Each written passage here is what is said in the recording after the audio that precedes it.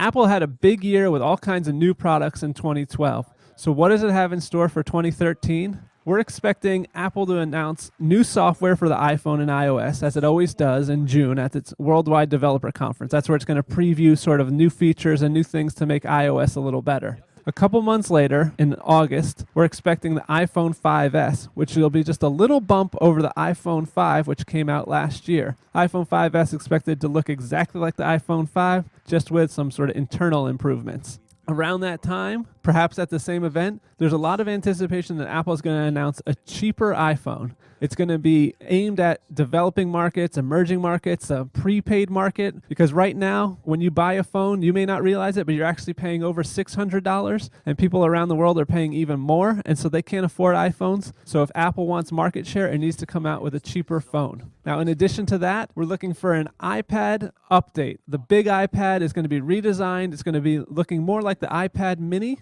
We're expecting that perhaps in the fall. And in addition to the big iPad, we're looking for the iPad mini to get a little bit of an update itself. But it's going to be pretty much the same, seems to be everyone saying. Maybe the screen will get better, maybe not. Maybe it'll just be small stuff on the internals. Those are the sort of knowns. Those are the solidly known. Those are everyone's anticipating. After that, it gets a little bit more gray. There's a lot of talk about a smartwatch, an iWatch from Apple. There's also talk of an Apple Television. Apple Television has been discussed for years and years and years. And if you want to believe it's coming this year, go right ahead. We've heard it for 2 years now that it's coming, and it hasn't developed. We wouldn't expect it this year. Maybe next year. Maybe. The smartwatch thing, a lot of talk about that, a lot of rumors. Apple wants to have it out by the end of this year. Again, Apple doesn't move too quickly on these things. It wants to take its time, wants to make sure it has it right. So we'd be shocked if that came out this year. But it's possible we're going to see it by the end of the year. If we don't get a smartwatch, it'll be a relative snoozer from Apple because it'll just be sort of updates to the existing product line. The existing product line is doing very well. There's nothing wrong with that. But Apple is a company that's sort of defined by innovation, defined by groundbreaking new products.